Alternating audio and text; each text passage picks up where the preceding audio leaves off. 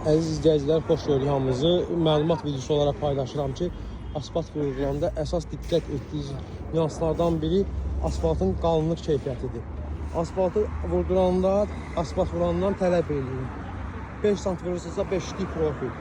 6 sant qoyulmalıdır ki, sıxılandan sonra 5 sant qalsın. Profillə vurdurun və asfalt vurduranda orta hissələri, profilin orta hissələrində kəsin.